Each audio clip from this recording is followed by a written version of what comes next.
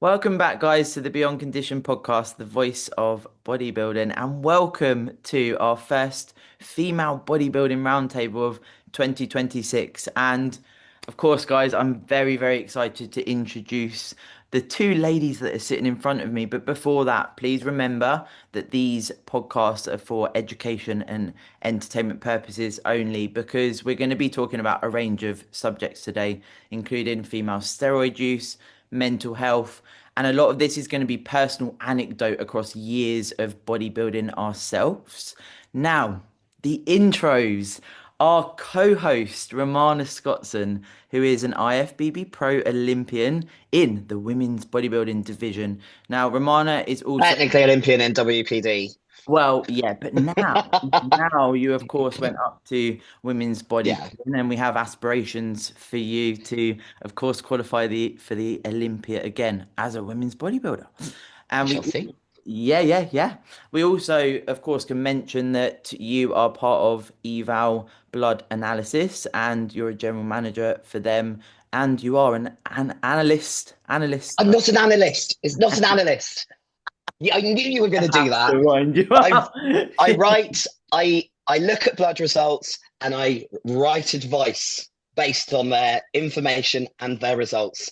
Specifically, more to well, it's general population and bodybuilders, but it started as a harm prevention service for bodybuilders to not fuck themselves up too much, basically.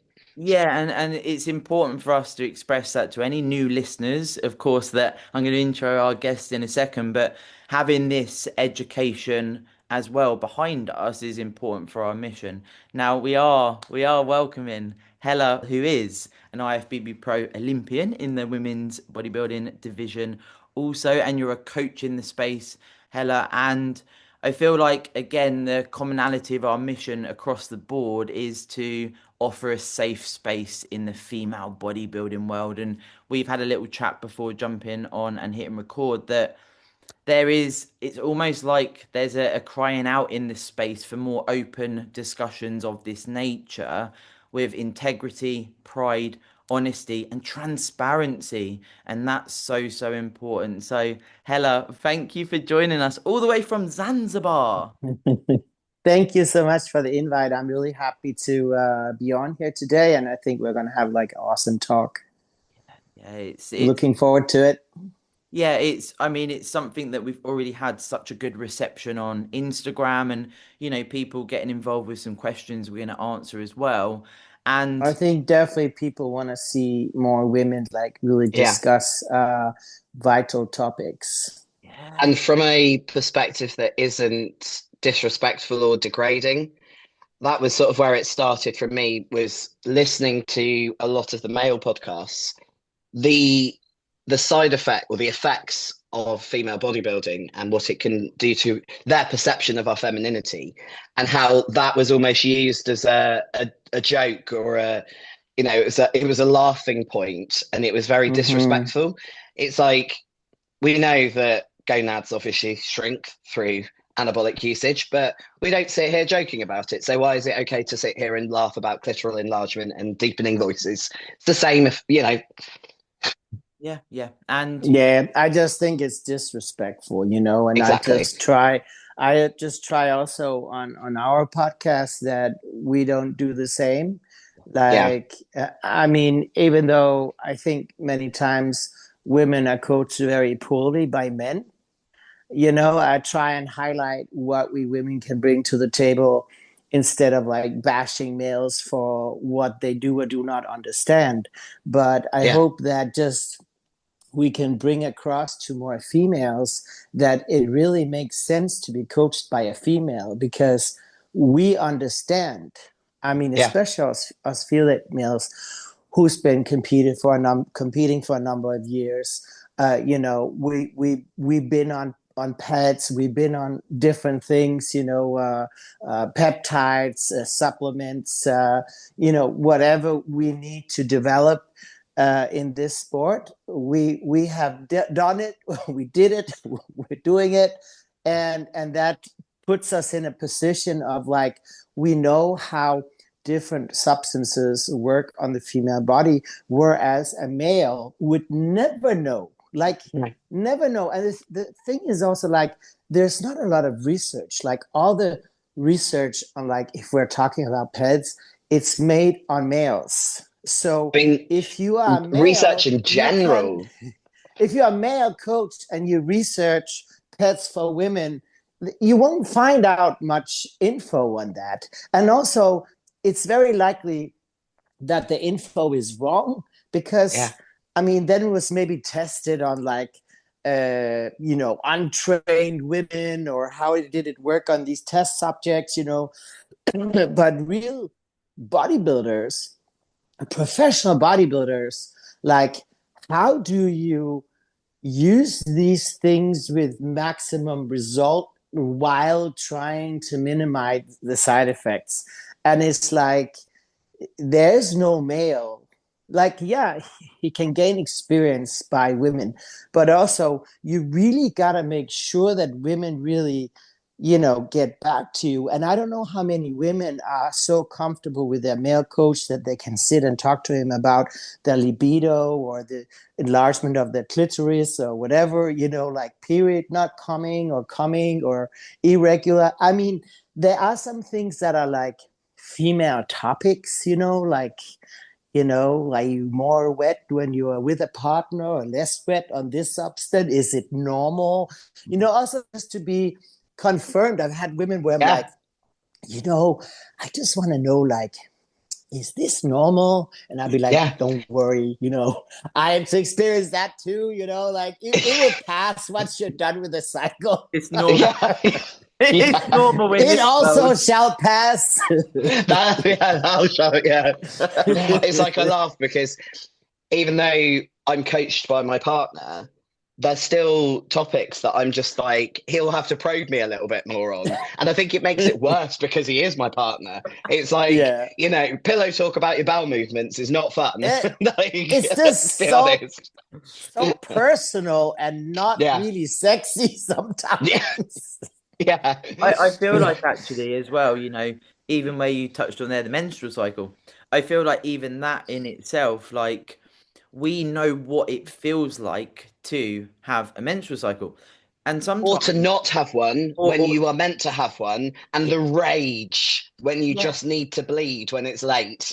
yeah, and Also, like, I get like fake periods. Like my Do body you? I call thinks them it's phantom. gonna have a period, Yeah, phantom period. Yeah, I yeah, know. I mean, I'm like, I swear to God, I have fake periods. My body thinks it's gonna have a period. yes. Nothing comes out, but it feels exactly like I'm having a period. Well, it And was that that's was. some things you cannot talk to your male coach about. He will be like, "What? I don't know." See, now I'm wondering, like, because I basically feel like prep pushed me through early menopause, whether I was predisposed to it or not. That has been the result that I went through menopause before being 40. And some may say downregulation, I could never say it, hypothalamic amenorrhea from over exercising. Yeah. But I did an 18-month off season and it did not come back. And my LH and FSH were suggestive of menopause. And I've just completely forgotten what I was about to say then. Fake period, I God, mean, it's just fake my periods. take That's on it. Yeah. that, I think It's it's very I was trying to genetic. work out whether actually if there was be any sort of my symptoms that could have been maybe a fake period, but I think it's kind of a Mm. bit too long past that now. I think even like in that Yeah. example, it's like I can talk to my female clients and say, like, I'm not at that stage, but I know it is certainly a thing from working with multiple females and almost using our intuition as a coach in our brain. And we start to join data and we start to look across clients. And that's where I came up with the word phantom period. And I actually have premenopausal clients that are in the menopause, clients that are in a prep and actually they can't produce a bleed but they have the symptoms. So there's so many use case scenarios, but I can then go, okay, so what we could be experiencing here is a phantom period, this is what I mean. And they go, whoa, okay.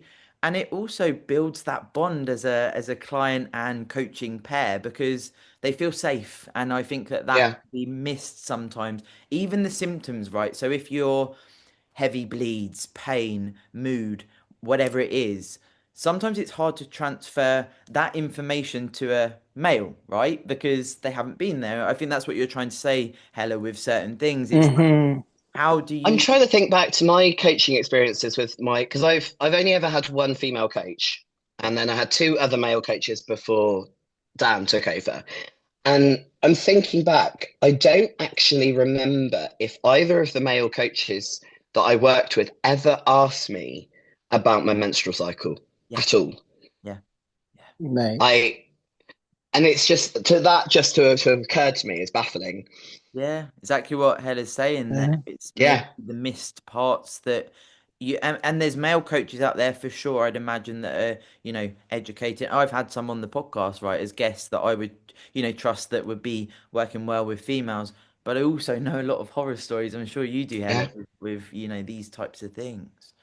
Uh, for sure, especially overdosing. Like I've had females coming to me where, I mean, I will always be like, okay, what's your diet? What's your diet right now? You know, what's your training? What's your pet cycle? Or how did your last pet cycle look like?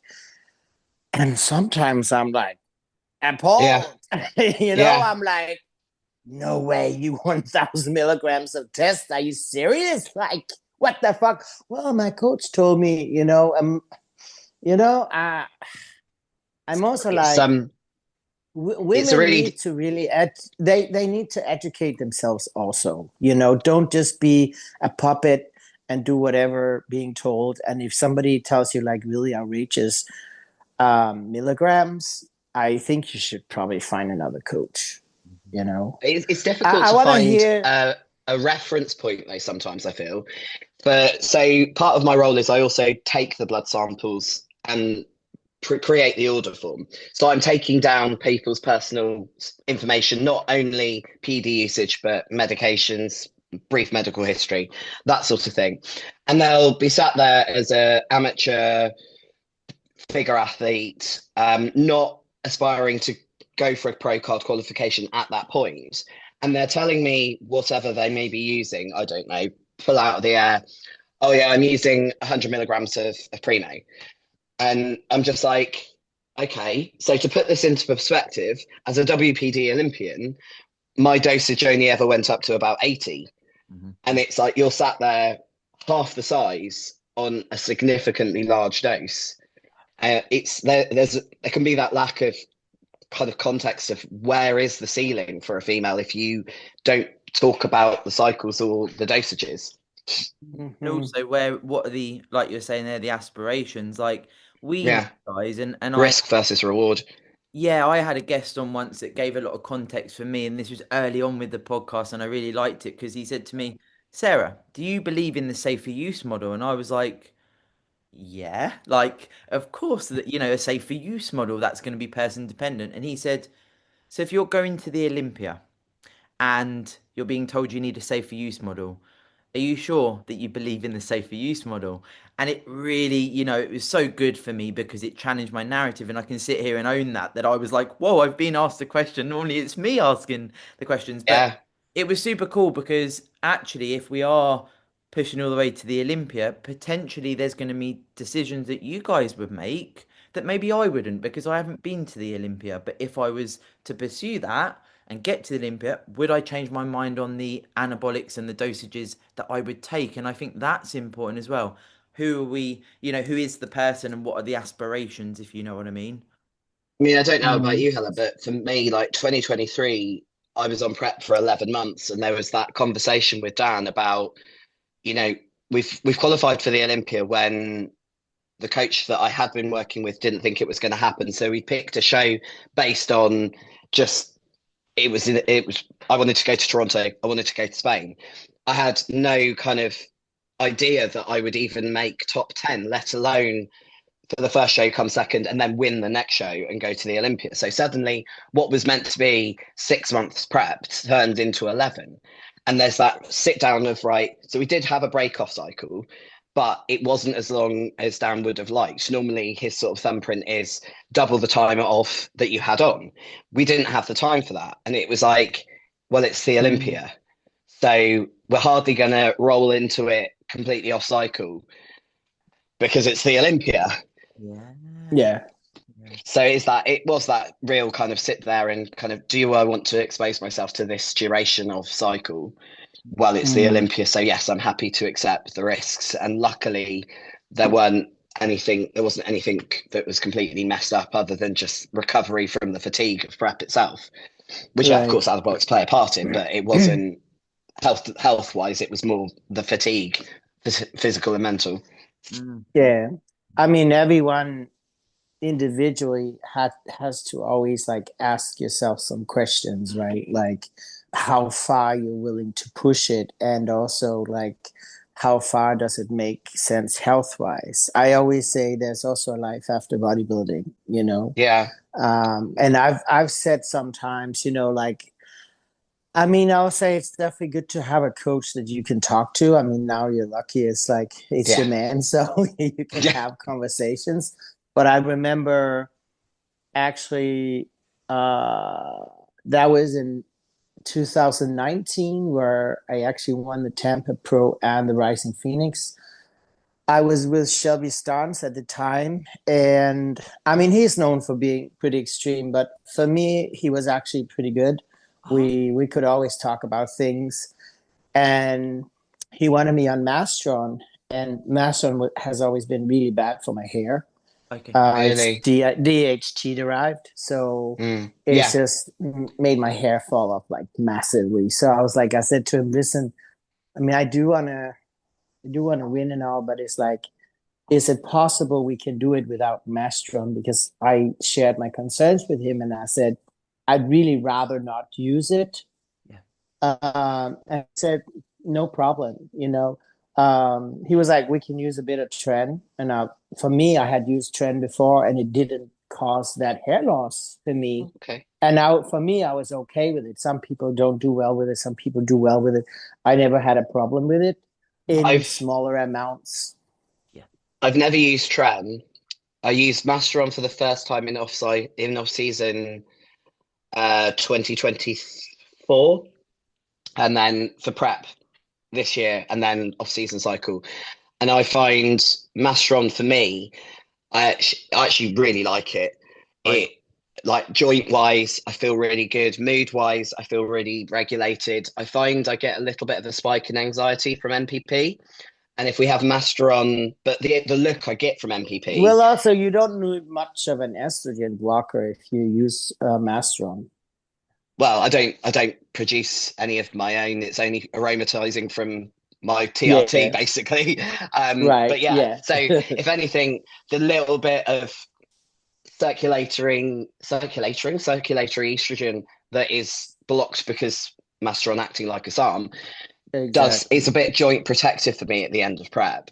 And it also Hmm. just does help dull the slight rise in anxiety that I get from MPP.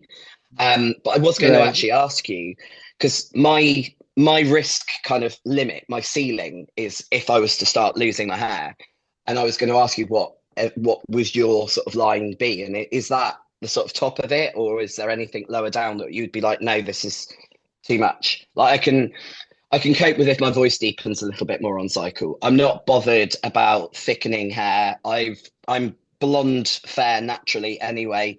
I don't I've got the occasional one, which I had even before I started taking a gear anyway, because Yeah. I was in my 30s. Yeah. Um, but Hmm. nothing, the voice has been the biggest thing, and some obvious clitoral enlargement, which doesn't bother me. I only see that as a benefit. But Yeah. if my hair All was, women do. Oh, I it's would say great. It's all great. women do, Yeah. and guys all talk men about it I as if have it's a bad encountered thing. do. It's like, mate, you have no idea. All of No. the partners do as well.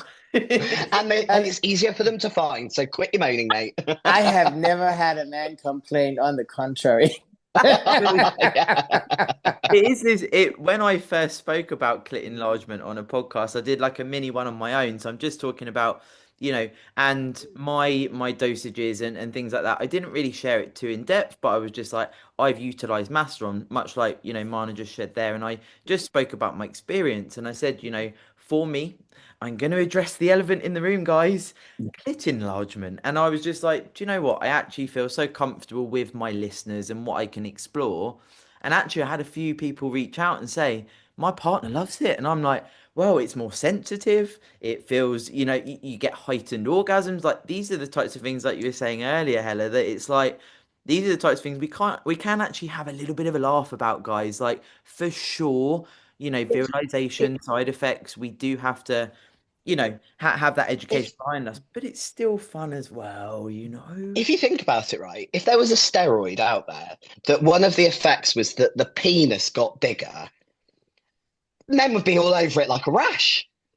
But yet, if we take a drug that makes our sexual organs bigger and makes pleasure better for us, Yeah, suddenly it's a bad thing. I know, yeah. I'm pretty sure if the shoe was on the other foot, you'd be lining up. Aha, yeah, I'm sure if the men could take something and it would like Yeah. grow an inch, like Yeah. where do I sign up? It's also as well, on cycle and depending on, generally speaking, it's more if I'm off season cycle, rather than prep. It can be a little bit, but you can get more horny, right? You can get more heightened, you can get more. It's almost like, right, I describe it when I For go to the sure. gym. You go to the gym and you're like, I'm gonna fucking dominate this session. And it's like this beast, and you're like, oh, but I love that feeling, I Yeah, love that feeling. And also, guys, we're talking about this from a females having more voices in our side of the Yeah. sport. This, and again, we're not trying to validate steroid use, as such. We're talking about as our experiences, but that type of empowerment for me, I'm in the bikini division, Hella, and I've got aspirations to gain muscle and do Figure. what I can in She's the not bikini, Hannah. She's figure. She will be and figure. okay. Next time she I preps down, and it's She's she, the bikini still in deluder her bowl will head or wear what? off and she'll realize that she's figure. Yeah. Okay, and gotcha. I feel like the empowerment that's come from the iterations of feeling, whoa, I'm on cycle. I feel this dominance in the bedroom, in the gym, in the life. It's added to my substance as a female, and I wonder if you guys have got anything to share there, because I don't know if this is just in my brain or whether you feel an element of this as a female bodybuilder. I When I 100% started agree. Mm, mm, yeah. when I started TRT, the world came back into color because my hormones were so crashed. What I find is as I'm titrating up in an off-season cycle, I'll have a bump in libido. And then as we kind of reach max titration, so to speak, it kind of drops off a little bit. Sometimes because for me, it's more sleep and food that kind of generate my libido. And it doesn't really matter what phase I'm in if my digestion's off and my food's low or I'm too full, my libido's in the toilet. If I don't sleep, my libido's in the toilet. And I could be on like fuck tons of whatever.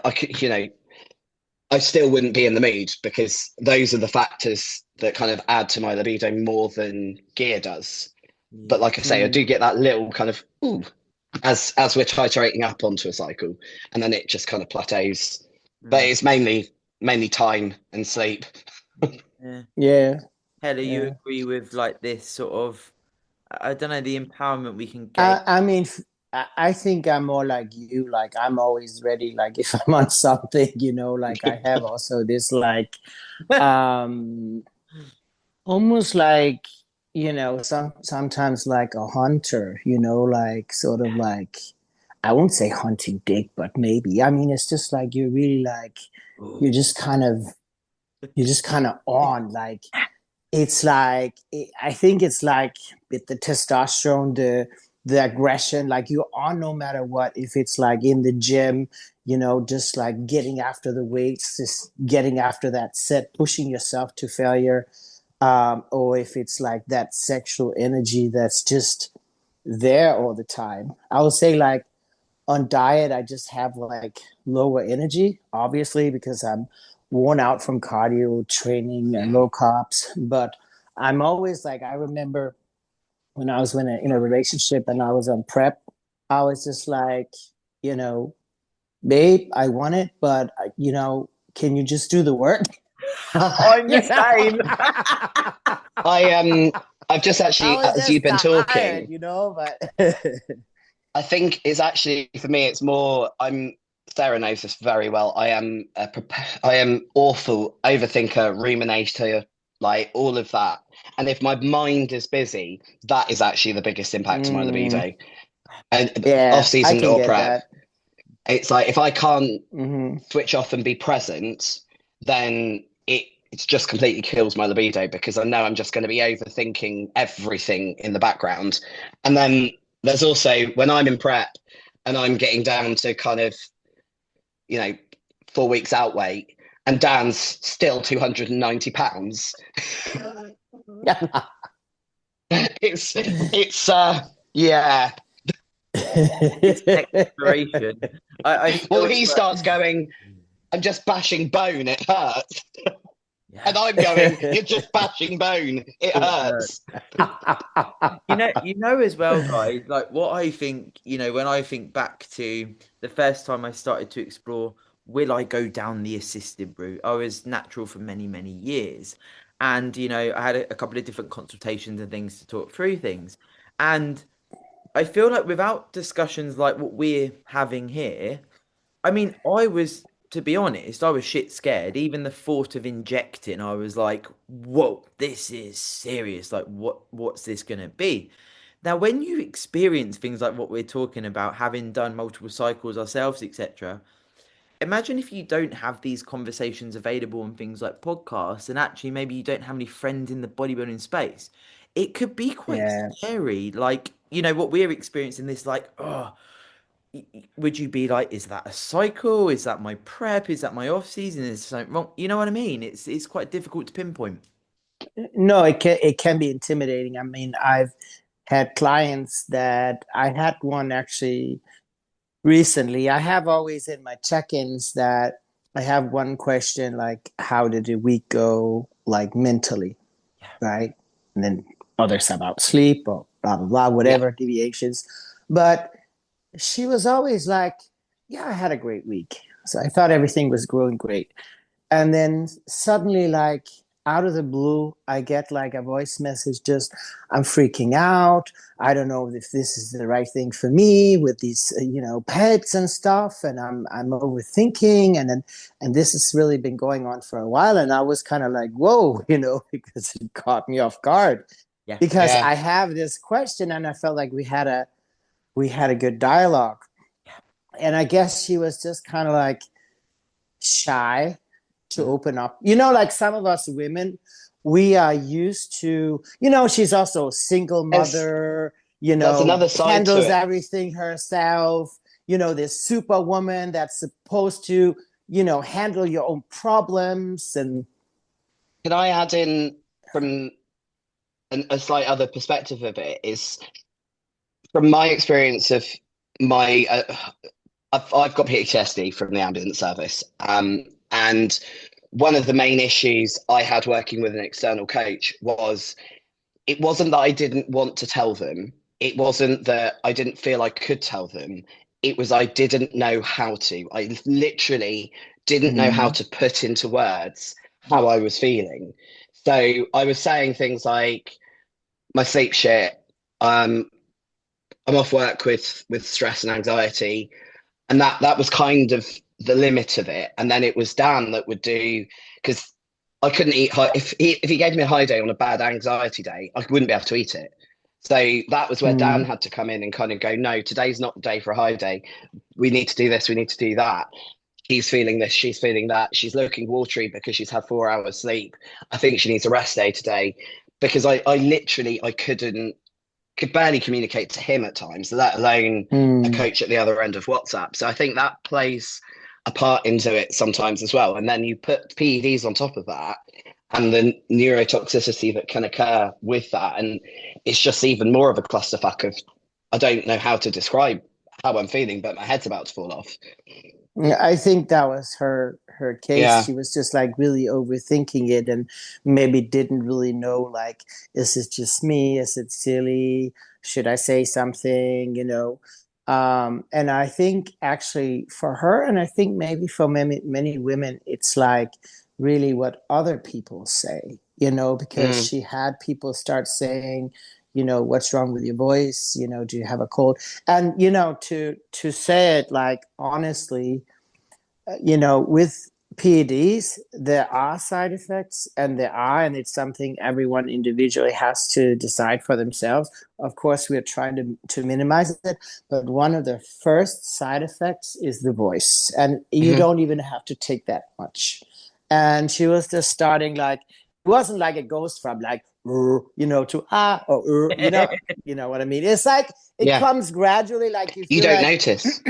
like like you have a little cold or something, like, and people were starting to mention her voice, and people were just starting to like noticing she was getting thicker, and like you have to be really secure in yourself to just not care what other people say. It is really, really hard. I've got my mother.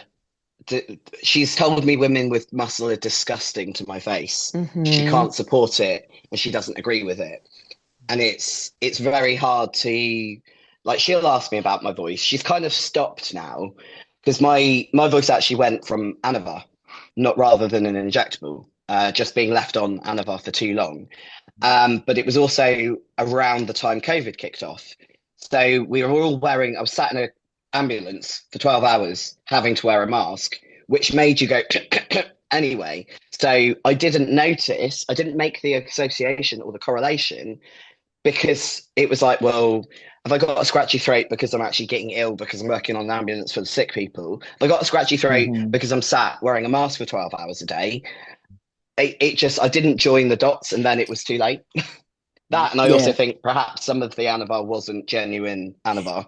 Could have been a little D-ball mixed in there. Yeah, well, So, I mean, I was very ill-informed at that point.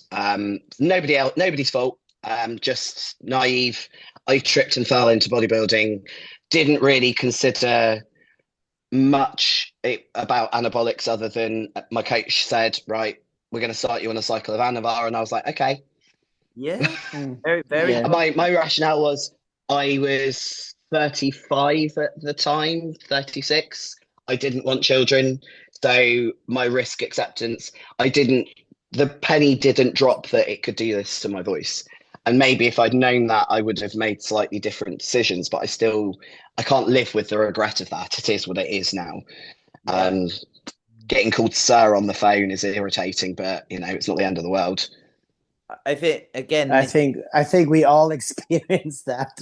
Yeah. I mean, I sometimes, like now, also have short hair, and I'm out and about, and somebody calls me sir, and I'm like, don't you see I have I have boobs? I've got called sir looking like this the other day.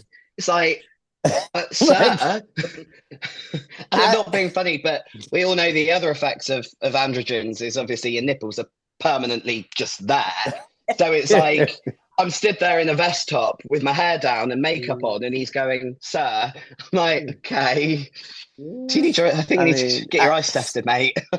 As well. I mean, it is maybe also a bit confusing for some people in like this era of trans and stuff. Yeah. I mean, I've been asked also, like, if I was trans, where it's like I didn't get offended at all, because I mean, you never know. I mean, it wasn't like she didn't mean it in a bad way, Yeah, I think I'd be less offended if somebody asked me that question, because I can see the rationale behind it. But I mean, to just some people have literally never seen a women's bodybuilder before, because it's not like we really just run around all over. No.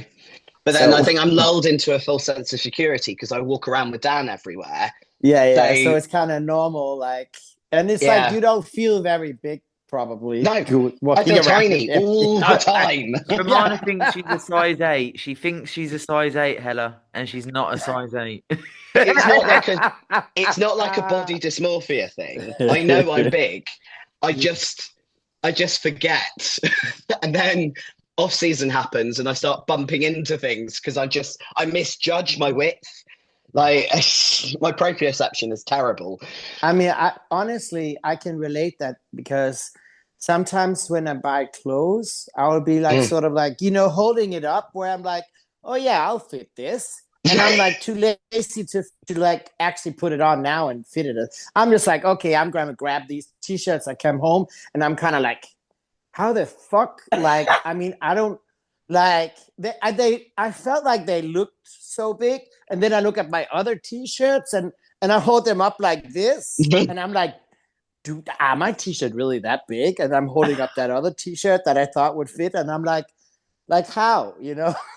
Sarah had the pleasure of joining me wedding dress shopping at my peak off-season weight, which it was the most weight. I was 198 pounds, which is the heaviest I've Did ever you been. have to go in like the extra big woman size department? No, so they had in the store was sample size UK size 12. So I think that's I can't remember if that's bigger or smaller than in America. Like if that would be a size 14 in American or a size 10 in American. But there's me like squeezing into this size 12 sample, just like fucking hell. Breathe in. And then obviously off season, you get hot flushes. Yeah. So even in the UK, Hela, it's freezing here, but you still get this. And if you're on cycle or whatever, there's so many things that bring I to. got stuck in a jumpsuit on Saturday. I sent you that video, didn't I? It's like literally I couldn't get it off over my delts. Oh no! And I had my Frenchie in the changing room with me. So I'm trying to get out of this jumpsuit. I'm trying to record it because it's also funny, but try and stop the dog from running out the changing room, exposing my predicament to the whole of the shop. I like as well, actually, that you touched on. That could have become a good reel. Well, I've got the video. You do actually. You get 1 million views. Yeah. I love you actually mentioned, Hela, about, when people don't see women's bodybuilder, female bodybuilders, women bodybuilding. And, the podcast you sent me and I listened to, I really like when you were talking about what it's like in Zanzibar. It was like that in Thailand for me, where the culture is very fascinated by, I'm obviously not the size that you guys are, although you're very aspirational for me. I am of the smaller nature. However, even now, I went to Tenerife in December, and I'd just been to the gym, had a bit of a pump on, and I've been working on my little baby delts that are medium delts now.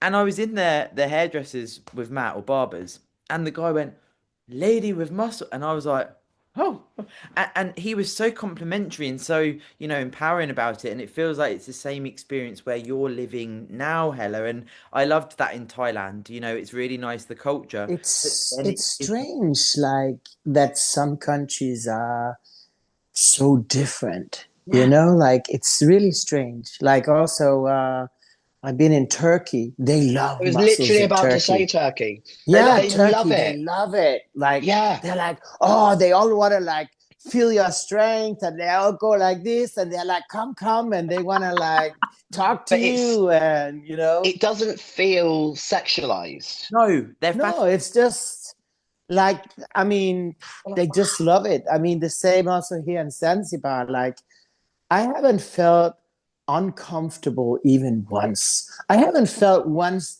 that people were like, or I felt like some weird vibes or something. People are just like, wow, hey, I like your body. Wow, Canada and America are very they like that want as to well. talk, and yeah. where you are.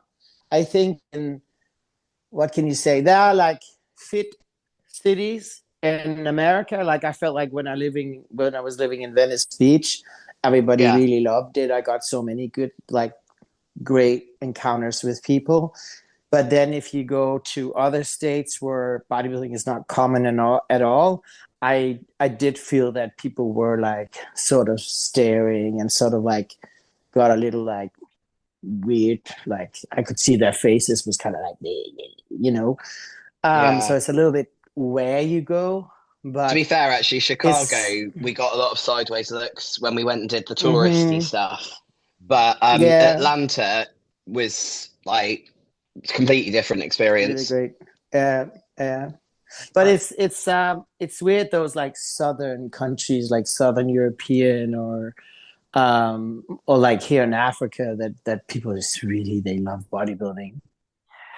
I was listening and I was like, it just sounds so like Thailand, and you sounded, very fond words of what you get from culture as well. And we must not forget, guys, bodybuilding actually, and Mono and I have spoken about this before, when you start to compete internationally, because of course, if you're based in, so if you're in the UK listening, guys, and amateur divisions, you're going around the UK for shows. Trust me, when you end up pursuing it and you get that international invite and you compete internationally, not only opens travel options, but it's the exploration that can also come with bodybuilding, because it's not just necessarily a pursuit of like this physical appearance. There's so much that can come from bodybuilding, even the international vibe, right? And you spoke about being a digital nomad. I'd love to hear about that. Mm-hmm. That is a very cool time. Yeah. I mean, I lived for 10 years in Venice Beach, like I'm from Denmark and wanted to at some point obviously make career after I turned pro. So I took the step and moved to Venice Beach because, Gold's Gym, and I wanted to work with Charles Glass, and there was like all these guys like Chris Cormier that I trained with him also for a few seasons. And at that point, Sean Roden was training there, Dexter Jackson. I mean, it's like sort of like everybody was there. So it was super cool. And I Be around enjoyed those influences, my God. Yeah, I mean, it just really drove my bodybuilding forward because every time you went to the gym, you were just inspired. And I felt I was missing that in Denmark because it was sort of like, I was the only pro in the country with men and women. Oh, And really? there was nobody I could really gain knowledge from because I was already so far.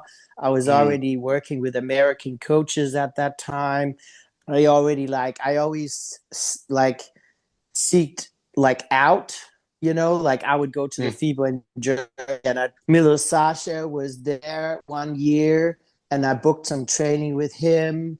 I was offered to go to Iraq with Rolly Winkler and Wow. trained with him over there. Did a guest posing.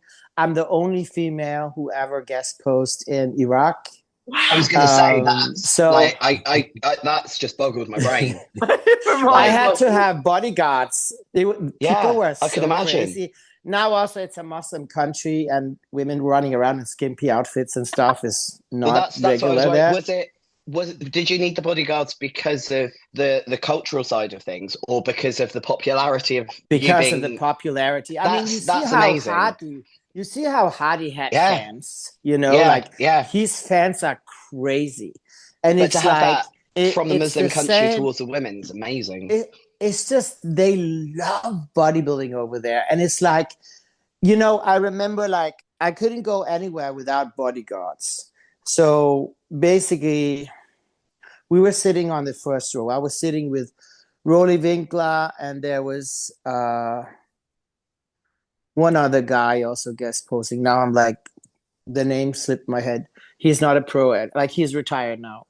But anyway, we were sitting on the first row, and at some point, I needed to go pee, and the toilets were like behind the stage.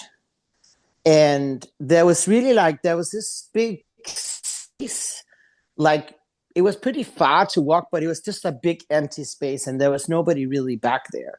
So I didn't think about like really asking anyone to go with me, or bodyguards or something. So I just kind of slipped out and went back there. So when I was walking back, and I was sort of maybe a little bit more than midway back towards the stage, then somebody saw me and came up, wanted to take a picture. Two others saw that and wanted to take a picture. And then I'm telling you, in a matter of like seconds, people like they just streamed back there. Like this, it was a sort of like I was Beyonce. They just said swoosh. And there was like, I don't know, 100 people around me or something. And they all wanted to take selfies. And I was starting to get trampled because people were getting aggressive and they pushed each other's arms away with the selfies, and everybody wanted to stand next to me. So they were pushing each other away to get a chance, and they were like aggressive. And like I was starting to get scared because, I was like this in the middle, and I had all these people around, and I couldn't see out. There was that many people. Oh my God. Then some bodyguards, they saw it. So they just came like 6 people, 7 people, and they were just like plowed. Bubbled you out. Yeah, and literally pulled me out. So I was walking in the middle, and I had them around me, and they were like bubbled. pushing. Yeah, bubbled, exactly. And I was like, I would never have imagined that could happen to me, because I'm just a woman bodybuilder. We're not used to really being like fan. What can you say? So fangirled or whatever, know? Like that was one of the craziest experiences in like bodybuilding in terms of like fans that I've ever experienced. I can imagine. But I can't imagine. That's the point. It's like, that was just wild. But they love bodybuilding, and I think that's really awesome. It is, to have that much support for, and still to this day. I mean, this is many years ago, and I still to this day have fans send me pictures on Instagram from that event. Amazing. They're still posting. Yeah, they're still posting the pictures. Yeah, that's so cool. Crazy. If you think, right, super cool. Yeah, you know what I said to Matt, my partner, before we jumped on? I was like, you do realize this is like if you were sitting in front of Ronnie Coleman for a female bodybuilder. I'm about to speak with Romana and Hela, and that's what it does become. And before we hit record, we were talking about this. You're humble, you're a human, you're a person, and this is the power in the influence. You've just followed your journey, right? You've become a pro bodybuilder, you're an Olympian, all of these things that attribute to success. And anyone listening, we could have first timers listening going, God, I haven't even stepped on stage yet. Who are these females talking? But this is what we can bring to the female bodybuilding space, that we are just humans here. And any fan interactions, as it were. I remember my first interaction with a podcast listener, and they were like, "You've changed my life," and I'm like, "Oh, what? What do you mean? I'm just me." But this is what we can bring. I just went, yeah. Good. This is just such a nice thing to do for our community, isn't it? Because I know all 3 of us, we're obviously all different, but the commonality there, it just brought to my mind to just remind the listeners of that, of what we're actually trying to do here, guys.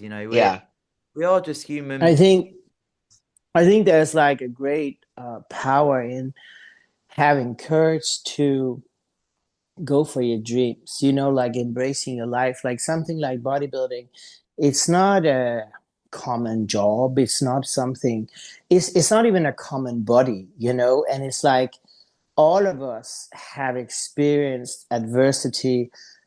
All of us have experienced like criticism or, bad vibes, people not approving of our choices. And, there's a great power in saying, you know what? I don't care. I don't care if I'm accepted in the society or in mainstream or in people's eyes. Like my parents also didn't accept my choice like from an early stage. My mom later became like my biggest cheerleader, but that wasn't like that was after I started winning, and like she could see like, oh, there's something to this, but in the beginning, like, I mean, I was supposed to have like a good education, like university and stuff, and here I go and I say, oh, I want to pursue sport, and I don't want to go to university now because I want to go full on bodybuilding. And I can understand, if I was a mom, I would probably also be worried, because I mean, it's not really guaranteed a way of living. Like the way us female bodybuilders are paid and stuff, it's not very lucrative.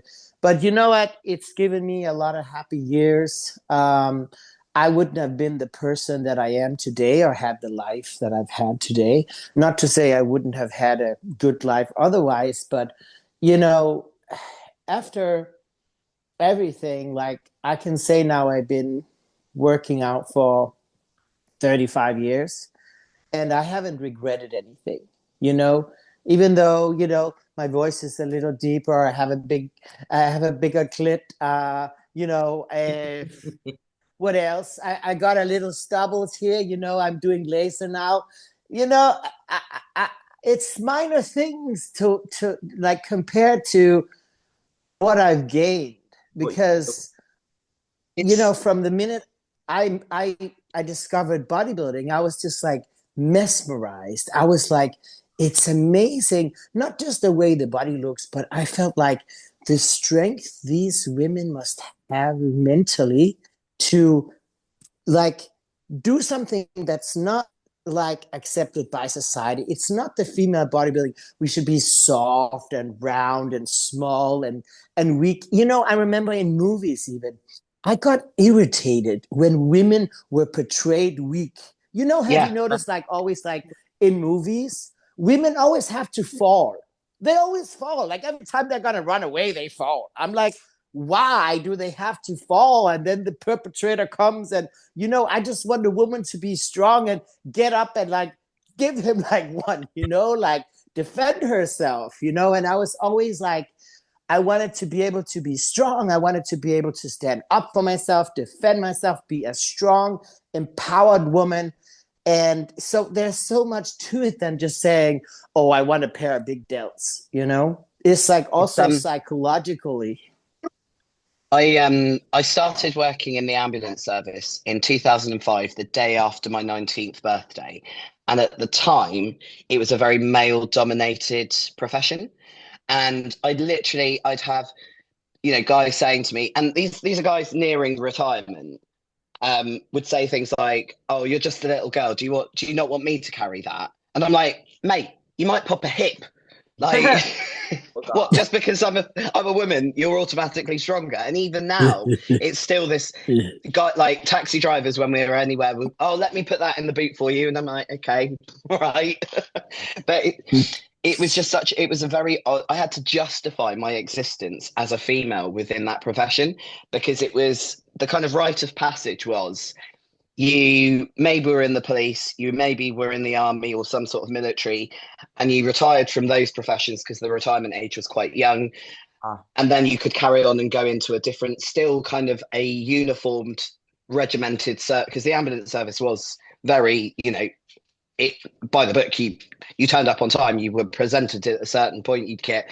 I was constantly getting pulled in for having piercings and stuff like that. You know, you had to be a certain way, and just constantly feeling that I had to justify my existence as a woman. And because of my age as well, they'd be like, well, why do you think you can do this job when you're 19? They had no idea what I'd done before that, no context. So yeah, again, it's like advocating for women being able to be strong, powerful, and independent is a big passion of mine, because it's we can't live in a society where we're constantly just being pushed down into this little tiny shell of a Exactly. person. And it's, I don't know, Exactly. the time that it highlights to me the most, I think, is when I am traveling and you're getting on the plane and you're queuing up to try and find your seat, and there's the tiny little cardio bunny who's trying to put their suitcase in the overhead locker whilst it's almost squashing them down at the same time. And I don't want to be like that. I've never wanted to be like Yeah. that. Um, Yeah. yeah, I feel Yeah. I will say though, I mean, there's a difference. I like when a man is a gentleman. Like, hey, I oh yeah, mean, my boyfriend, he still carries the grocery bags, and I'm like, oh yeah, that's cute, you know, like yeah, he wants to do that for me. And I'm like, I yeah. appreciate that. But I don't like when it becomes like, oh, you know, let me You do that, like shouldn't this do it. belittle, you shouldn't do it, like belittling, when it becomes Yeah, like that. It's about the incentive.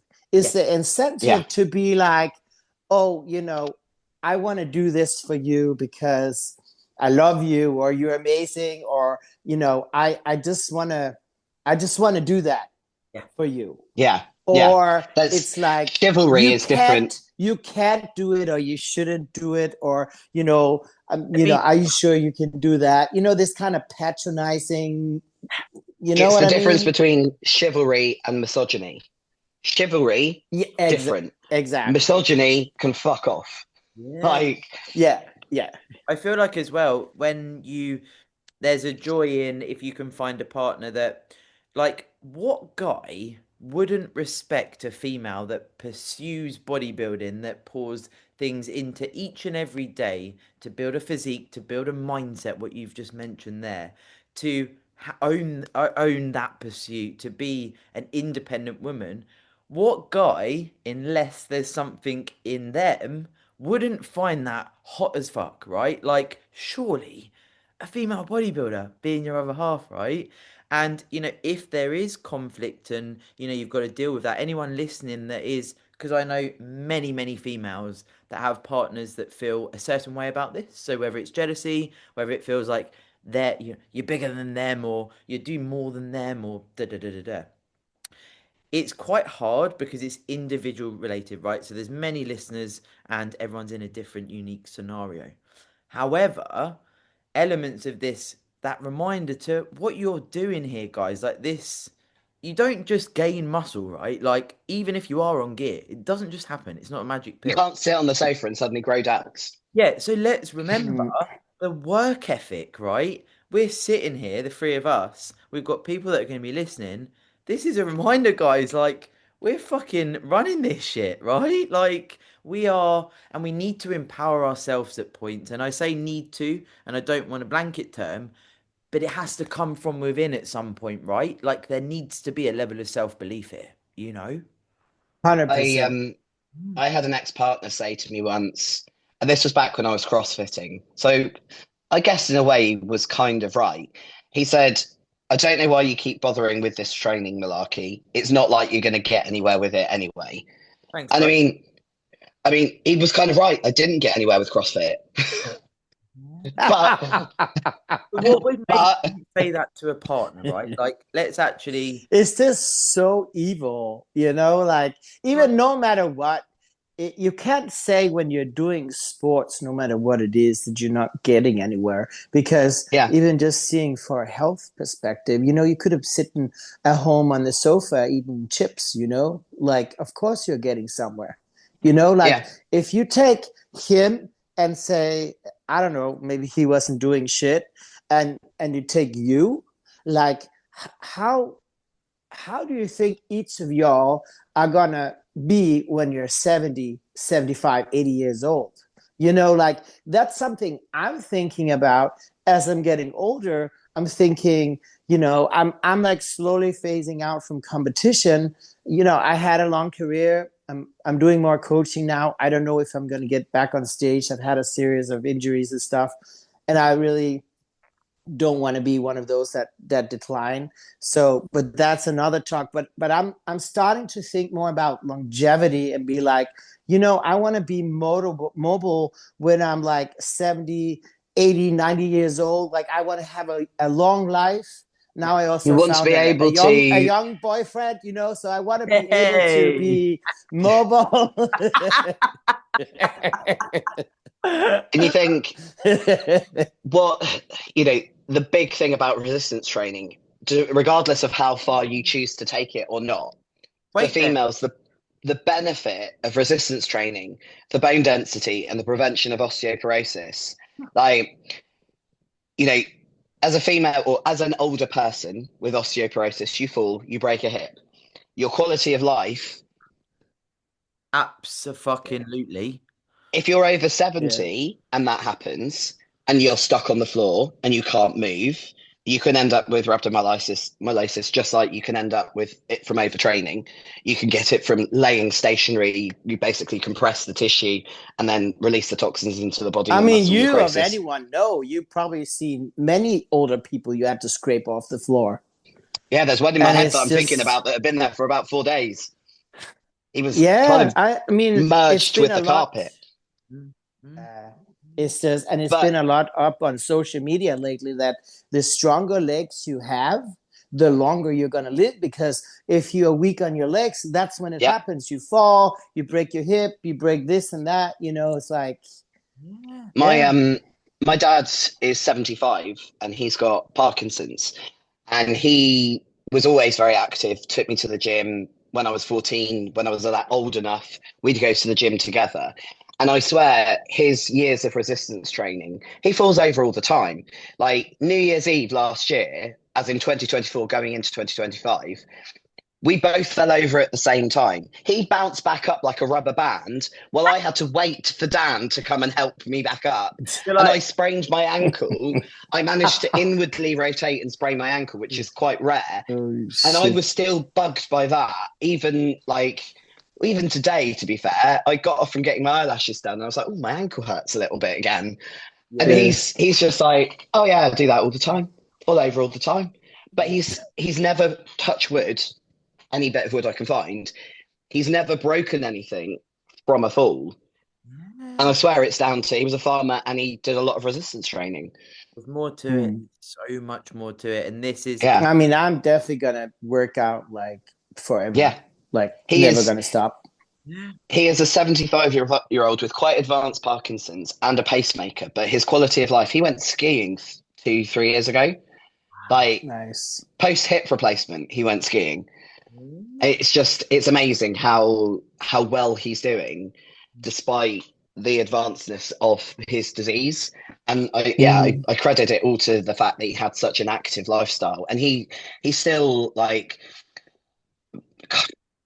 6 months ago, I rang my stepmom to have a chat with him. She was like, "Oh, he's just adjusting the solar panels on the roof. I'll get him to call you back." I'm like, That's okay. amazing. Yeah, I definitely would say I that. mean, I constantly see all these older people on Instagram doing like, pull-ups and 100 push-ups every training, and how they go on the bars and they can pull their legs up all the way to Yeah, their head and spin around, and you're like, damn, I can't even do that. Yeah, yeah, definitely, definitely. oh, I what's guess this? There's a guy who follows me again in his 70s. I can't remember exactly his Instagram handle. I think it's something like old garage gym guy or something like that. And it is just him in his garage gym setup. And again, it's like watching him doing like a back squat with goodness knows what weight on it. It's just like, I want to be doing that when I'm 70. I want to be able to Yeah, do that when I'm 70. yeah, definitely. I feel That's like if the 20 years of shift work doesn't get me first. It's well, what makes me laugh when people talk about, oh, but you're shortening your life expectancy significantly with using steroids. It's like shift work is the worst thing you can do for your life expectancy. And I did 20 years of it. I'm quite It's comfortable funny with, how they're so quick on talking about that, but what about sorry, it's getting hot in here. Just gotta adjust rub it AC. in, rub it in. It's Africa. yeah, No, what about people's cigarette smoking, alcohol I'm sat here consumption? vaping. You Yeah, know, We all have that. we all have it's I don't know about Zanzibar, but my biggest bugbear over here, having done so long in the NHS and then doing what I do now with private blood advice, let's say, not analyst, Mhm. um, okay. is the stigma towards bodybuilders from the medical profession is worrying over here. And you actually the attitude towards a heroin addict or an alcohol addict is they are more likely to get treated than a body. This is anecdotal from conversations, by the way. I don't have any Mhm. references specifically, other than people telling about their lived experiences and what I've experienced seeing in real life people being treated with these addictions when I was in the ambulance service, and through my own experience of going to GPs and how I felt judged before I've mentioned the fact Mm. that actually I'm a paramedic. I know what I'm talking about here because I'm still registered. Um, But yeah, honestly, it's I like, also think Europe is bad that way. Like yeah, all over. Like even just going for a walk on a summer day in a tank top, like the way people look and they talk and they judge you. I think Europe are really not very open minded. Yeah. I've had blood work now here in Zanzibar twice. I'm very like adamant about blood work and making sure all numbers are right. That's another thing I think. It's like if you're a bodybuilder, most bodybuilders they do their regular blood work. I mean, we do more blood work. Like, when do regular people ever do blood work? They don't. They'll It's only do getting it more if there's popular over something here. wrong with them. Yeah, yeah, Yeah. If yeah. there's something wrong, like they got to figure out what's wrong with them, right? Then they'll take Yeah. blood work.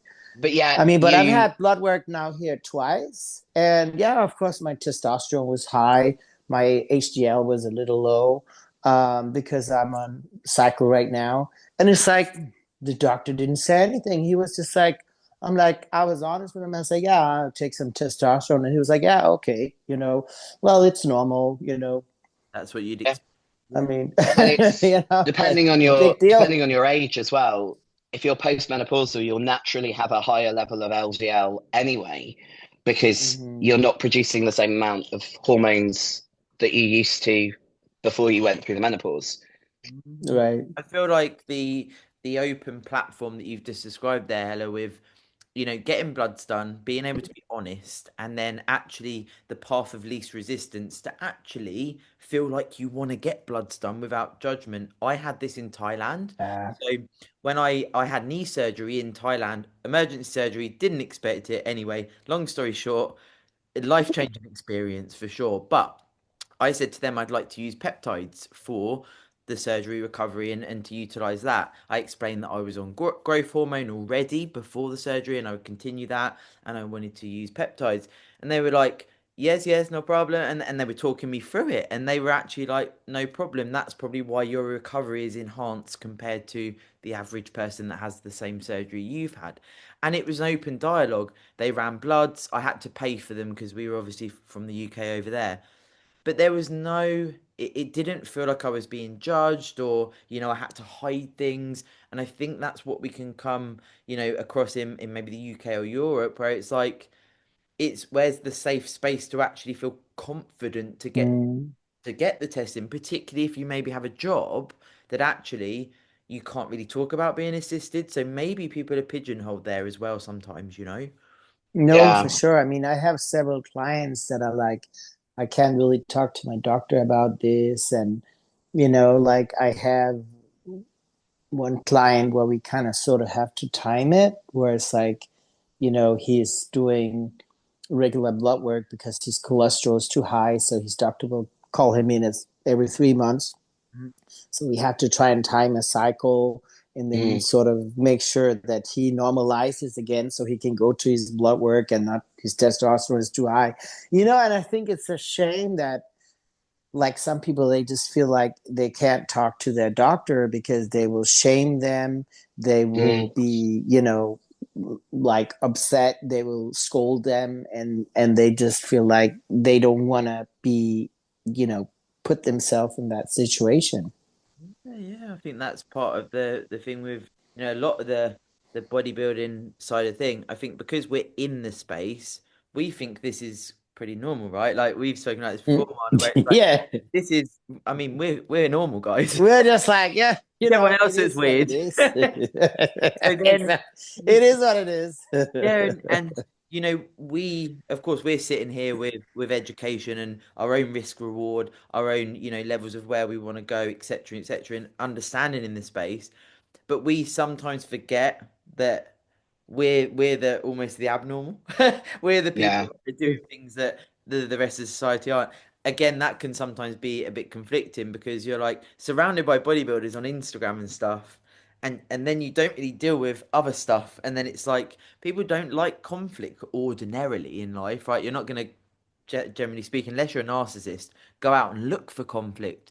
So that's why I think sometimes people withdraw themselves from maybe being honest about certain things, aside from if it's your job, etc. It's quite hard because it's like, yeah, It's Yeah. interesting, like the blood reports that I've been writing, we have, like I said, we take information.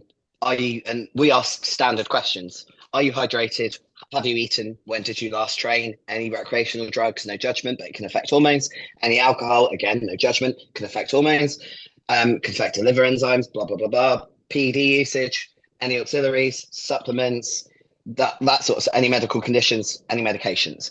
And then you'll get somebody going, oh yeah, no PEDs, no auxiliaries, no medical conditions, nothing like that. And then I'm looking at their blood work and their test is through the roof and their LH and FSH is in the floor. And I'm like, so you're not on any PEDs. It's like, this is a private company, guys. It's a private company. It is not linked to the NHS. Tell me. Yeah, it's like, it's not going anywhere on your medical record unless you want it to, unless you tell your doctor. Like, Natty. Natty. And then I'm sat there thinking, I'm sat there trying to diplomatically write, I think you're lying. I don't write it like that, of course. I don't write it like that. Yeah. But it does sort of make me chuckle, because it's like, we can see it in your blood work. Yeah. Like, somebody with a testosterone of 134, but apparently isn't on any gear. I love it. Just adds to the illusion. Now, shall we? What I'm thinking is, I'm going to put you on the spot here, Hela. Would you come back on? Because we've got loads of questions and we've just been absolutely having time. And I wonder if we could answer a few. I think I can be persuaded. Okay. So maybe we pick like 3 questions to answer today. But I mean, this was our first interaction, and of course, it's just we got chatty. I'm so happy. Yeah, but I think we've still talked about a lot of useful stuff. It's not like we've just for sure. Yeah. Let's do some questions. I also think, as a little preface as well, Hela, about where you were talking about adaptation to training, what you've learned with that, longevity, injuries. I think we could have a really good roundtable on that as well. So yeah. Okay, so oh my God, which ones am I going to pick? So guys, I'm not picking favorites. I'm just going to read them out. So we'll do one of the questions from the Art of Female Muscle. Now, I think this could be a good one for you guys specifically for the WBB realm. So do you think that the new fit model division is going to have a negative impact on WBB? No. I don't see how it's like related at all, because those that want to be fit model don't want to be bodybuilder. I mean, usually not. Like, or it could even lead to somebody in their early 20s. It could. I mean, of course, there's a bit of a way, but like you said, if you're a beginner and you just get started, it could be like an entry to, like, you start with fit model, you go to bikini. I mean, everybody got to start somewhere. I mean, I remember when I started, there was only bodybuilding. There was nothing else. So there was no entry, I mean, I trained like probably 7 years before I competed, because I had to I started already when I was 15. The first year is not so serious, but from when I was 17, really serious. And then my first show was when I was 22. But I had to make sure, I had enough size to compete in bodybuilding, where today it's like really you can compete in fit model if you have like a nice body, I think. Like, you don't need that much. From an accessibility standpoint, when you put it like that, like, it suddenly opens the door to a whole load of other women who maybe have not thought that that's an option for them. I think in a way it's a positive way of kind of, we've talked a lot about the risks of prep and the stress of prep and thanking you. I just needed the water to mix away, but thank you. I've done it. I'm just saying, it's not a like, if it would have a negative impact on women's bodybuilding, there's no competition. There's no competition there. They are each end of the spectrum, and if anything, I think it's a positive, because encouragement. Like you said, somebody who would never think about being a bodybuilder. I mean, I wasn't thinking like being a bodybuilder from the get-go. I just started working out to, like, just look nice. I wonder if something I sort of had a different context and spin on the question is, I think I did a story about this, and I did a question, but when Fit Model first came out, everyone was like, "Oh, what the hell?" So I did the end of bodybuilding. Yeah. What are you eating there? I think that some people think, and I wonder what your guys' take on this would be, that if fit model became more popular, would they push out women's bodybuilding and bring Oh, Wow. that's just another spin that sort of came into my radar, as it were, when I did this question box. I wonder if they're thinking that as well. I don't I believe. I mean, I it's so think Jake Wood's different. got too much investment in women's bodybuilding to allow that to happen. Yeah. It's also like it would be kind of like similar if, say, there's those like male model searches and stuff that are like less than men's physique, and say like, oh, the male model search would push out the men's open. Like, I mean, that's the most extreme, you know, category, whereas women's bodybuilding is the most extreme category. I think people always they gonna want to see the freaks. It's just is that way, It's like people like extreme things, like say boxing. Yeah. Why don't they put heavyweight first? Is always like bantamweight, the small ones Yeah. first, because and then Yeah. people sit like all night waiting for the heavyweighters, and they come on like late, because people want to see the big girls, the big guys. Yeah. I believe that people like they want to see something that's not ordinary. Like, I mean, I'll say fit model. It's a woman with a nice body, but it's not impressive. I mean, at least to me, there's nothing out of the ordinary. It's not a freak body. It's nothing impressive, but it's also not meant to be. It's meant to be. I think a lot of women who are, say, untrained, just getting started, no matter what age, even Do if they you're a little like the bit sport? Do older. they like the prepping process? Yeah. It's Yeah, like and that also like intro. having a goal, like having a goal instead of just like what can motivate you. Like I have so many clients also like lifestyle, where I think it's a really great category Yeah. for like lifestyle clients that's really just training. And it is a bit harder to build muscle if you're a little bit older. Of course, anyone can change their body, but it is a little bit harder if you. I would say like if you start older, like if you don't start training before you are 40, maybe Yeah. it can be a bit hard, like because you had so many years where you were maybe like out of shape or not really like being physically active, and you sort of got to catch up. And you can still achieve amazing results, but I would say if you start at 40, it's really too late to have a bodybuilding career, at least as a pro. Um, so it could be, and maybe it's also maybe too much for many people, like just getting started, Yeah. where I think, Yeah. fit model is something like everybody can attain that, like I think it's a great category. And I really don't feel threatened at all by this category it's going to push it out or something, because it's really like, It's it's like apple and bananas, Yeah. it's Yeah. not the same. And I think it gives women an opportunity to get involved with the sport earlier than maybe even bikini does. yeah. I And mean, there's never been so many women in the sport since they added all the categories. Back then, yeah, when it was only bodybuilding, it was sort of just like a subculture. yeah, We weren't many, and you had to train so many years to really get there. Where now it's like, anyone can compete. It's really like from fit model to bikini yeah, to figure to fitness if you want to do routines, to wellness if you want to be big on the bottom, or you maybe from nature you got a big bum or something. It's for those that want to have more. I think it's awesome that there are so many varieties and opportunities for women.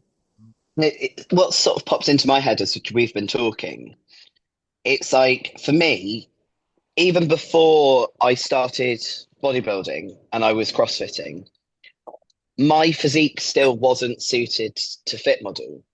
It's like that that my bone structure, it's just that category is not attainable. So in a way, it's like the flip side of where this physique isn't obtainable for some people. It's an avenue for I don't know if I'm making sense, but But it's yeah, just that. Everybody has a different body type. Yeah, And maybe like an ectomorph body type would yeah, fit better in a fit model, in a bikini that really maybe like this smaller structure.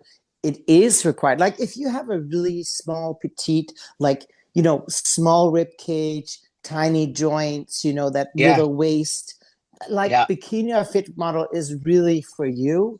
And it can be hard to build that type of muscle in your frame that a woman's bodybuilding requires. Whereas, like, I was always like also a bigger girl. I did like karate when I was younger. I did track and field. I was yeah, on the rowing team. I liked things that were hard. I did some box some type. Earlier, I had my own horses for years. That was also hard stable work and stuff. yeah. That So is. I was always like that to use my body, and I was always like a bigger build. So What was I'm also your not. what was your track and field of choice? I What like what the was sprinting, like 100 meters. what was your sprint? What was your 100 meter time? you're not competing, are Oh, you? I think it was it's many years ago. I think something like 13 seconds or something. I started sprinting, and my 13 dead was my personal best. Oh my Oh God, you're yeah. basically you're twins. You're twins. Yeah. Wow, we are twinning. We are I couldn't do the twinning. 200 because I couldn't run the bend. I Yeah, could only run same with past in a me. straight line. I, Same with me. I mean, I was always a bit on the heavier side. Like even my first competition, I was like 62 kilos. Like Yeah. at that time, the weight cap was like it was minus 52, uh minus 57 and plus 57. So plus 57 was heavyweight. So I was always a heavyweight by I was like 5 kilos above the cut for heavyweight when I started as an amateur. So I was always like on the heavier side. So also like with the sprinting, like 100 Yeah. meters, then I was like really like Power. Yeah. It's the one thing I miss about not having a normal person body is the ability to run. I used to love running. yeah. Well, my knees are trash now, so it's like Yeah. whether I could or not, like I'm not gonna do it to my knees. It's No, just I'm just too heavy. 35 years of squatting, had it in for my knees. Yeah. We did. We had. Yeah. We I had. think we can all resonate with knee problems. Yeah. Yeah. Yeah. Why We is we it? did have one of the questions was, do you regret anything when it comes to your career so far? And we've already spoken about that in the episode. I remember Helle, you said like I don't regret anything. I'm. I regret stuff. Do you? I mean, there's maybe a couple of things. Like it's really not a lot that I regret. Um, I think I I would have liked to have felt less invincible when I was younger. Like I always had like a really strong body and I was super strong. I always trained with the guys. And I think I've trained too heavy at some points. Like I really like training heavy. And I think I You're might not feeling it now. I'm feeling it now at 50, Yeah. like where I feel like if I had been more careful, I could have avoided some things. Did you just say you're 50? Yeah. I did not realize that. My God. Power woman. That's amazing. Well, that's the longevity of bodybuilding, Yeah. like Let's hope. I've got hope. I've got hope. Yeah, I it's just really regret not like the starting sooner. best Yeah. anti-aging medicine you can get is like working out. Yeah. I mean, aside from, when we actually look at even PEDs and maybe aside from anabolics, but there are certain PEDs that we could class as, even the thought process of things like growth hormone. For me, my hair it's helped my hair growth, my nails, like my skin as well. There's peptides that can, so there's actual, and fem test for me competing naturally for many, many years. My test was 0.01 Hela. So that was part of going assisted as well. So there's actual, even from the PD side, and having good supplements, training regularly, having a good level of cardiovascular fitness. Bodybuilding, yes, it's labeled extreme, but it's also attainable for anyone that wants to use the principles of bodybuilding as well, even aside from PDs, like, Can longevity. I just circle Mm-hmm. back to something you just said there about part of the rationale for going assisted was your testosterone level?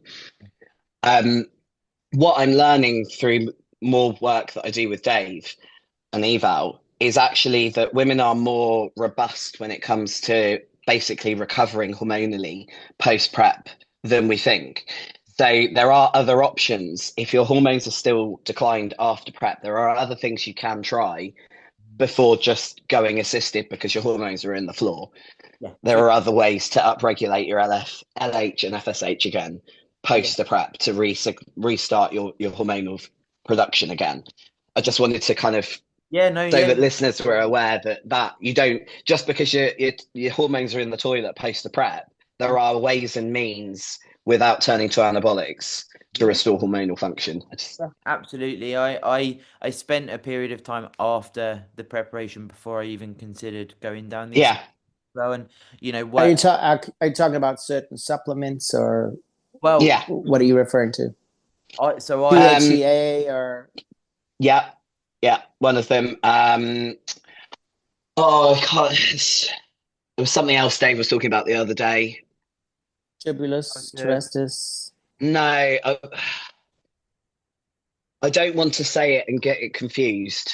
But Right. I think DHEA is a good it's one. definitely definitely DHEA. That's yeah, that is something we recommend quite frequently for low testosterone.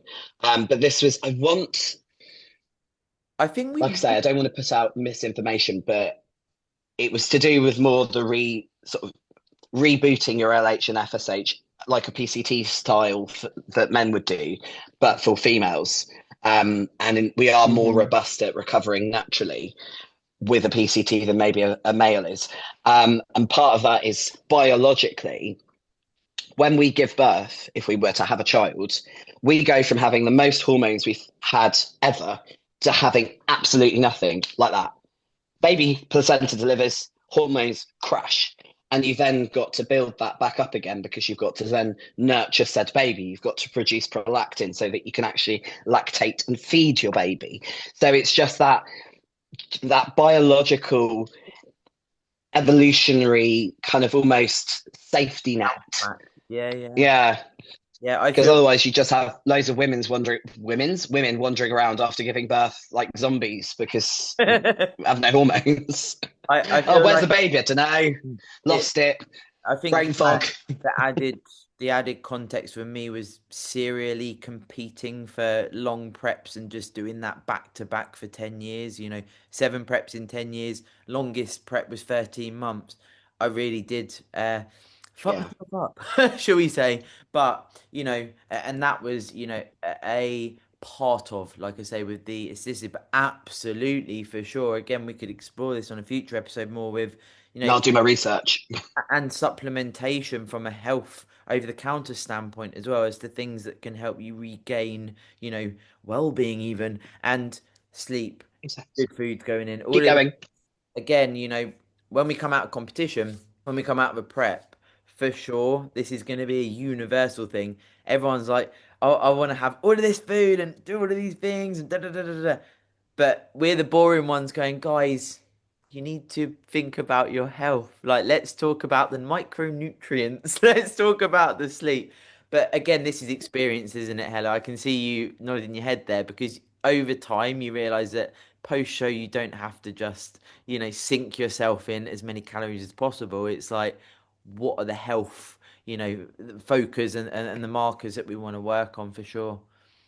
Yeah. I mean, it's something you get over. Like, I mean, I remember some of my first preps, like I would have like boxes of stuff that I already like pre-purchased that just it should just be ready. You know, I would have one box with like chips and stuff, and I would have one box with like cookies and cakes and candy and whatnot, you know, like I really was like stocked up, you know. And then, I mean, if I think about the later years, I didn't even buy anything. Yeah. You know, it was literally like if my coach would say like, oh, you know, do you have some chocolate or something for backstage? And I'm like, I mean, you didn't tell me to bring anything, you know, like, I mean, I would literally not have anything. Like I remember one year, like I had a friend go to a gas station to pick up a Snicker bar because I had nothing, like, you know, the good old Snickers bar.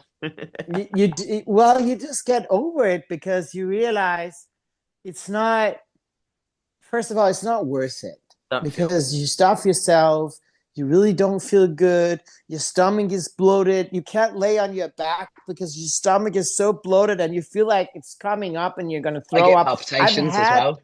Yeah. You get hot. It's like my whole body's vibrating. Your heart is going. Your body feel like it's tingling all over. You feel like so bad from the overload of carb. I've eaten so much carbs. I had to lay down on, like, I had this tile floor and I had to lay down naked on the tile floor because I was so hot just to cool off, you know, because I stuffed myself with so many carbs, you know. Carb sweats, I have been throwing up because my stomach just didn't want it, you know. And you, yes, you have to go through these things. And then you're just like, again. You don't want to do it.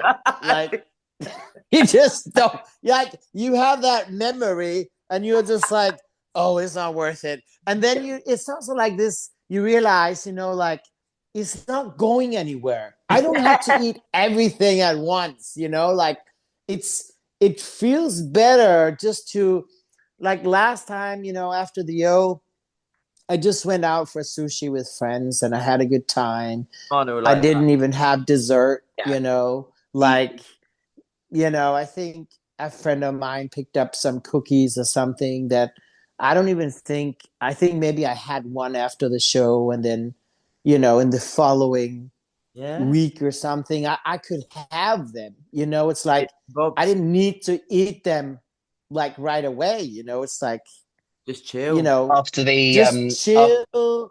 You can enjoy, you know, like 10 is not going to taste better than 1, you know, like you can savor.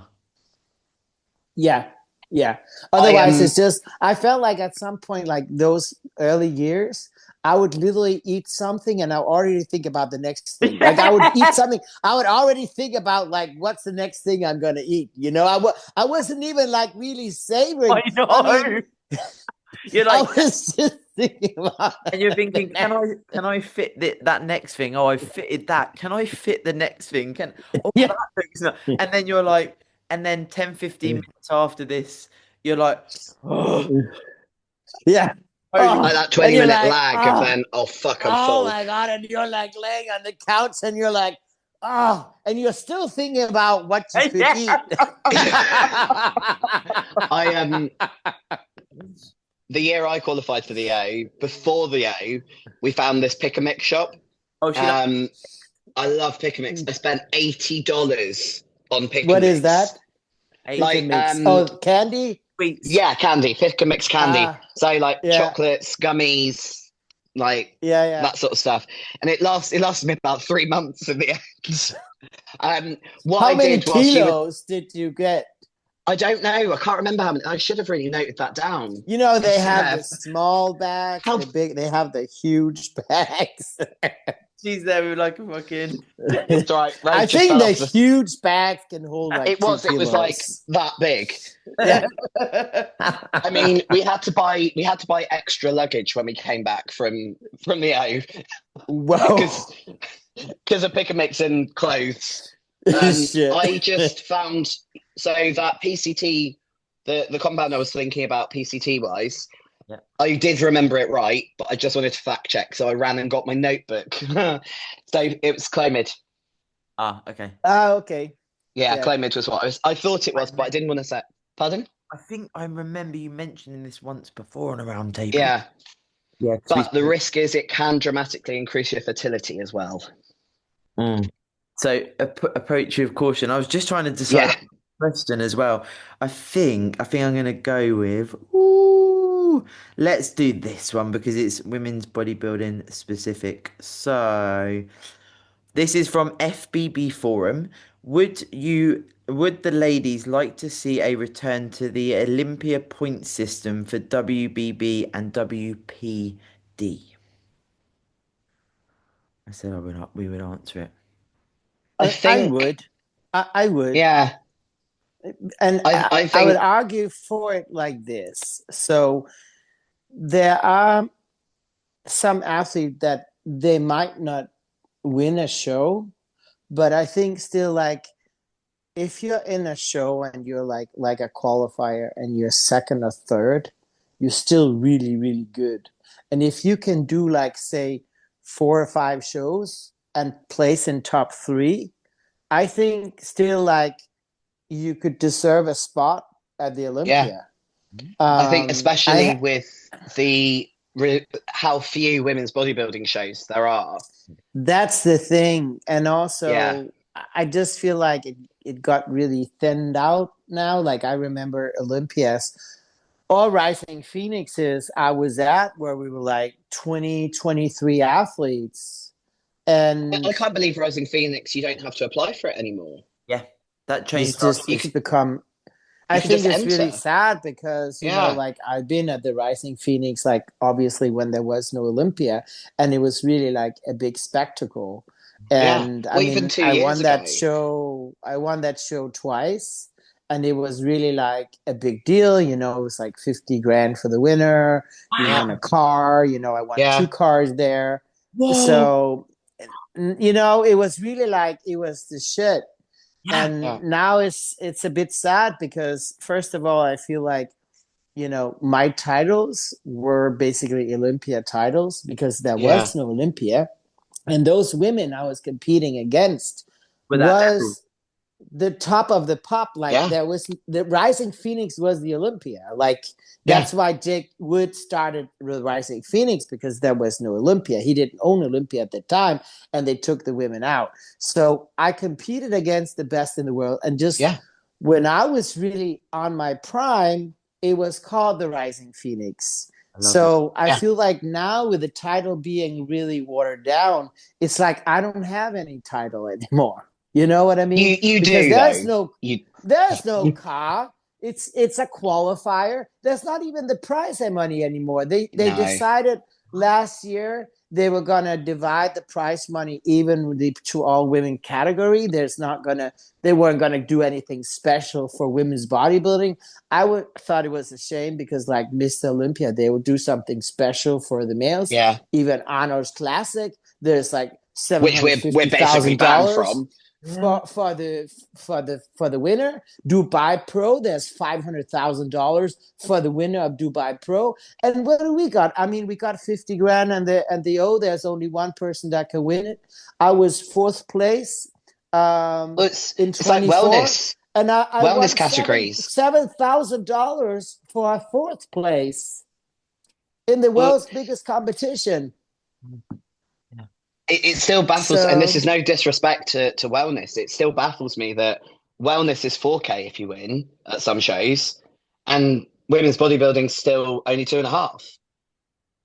I Mm, mean, most qualifiers now they have $1,000 for the win. mm, mm.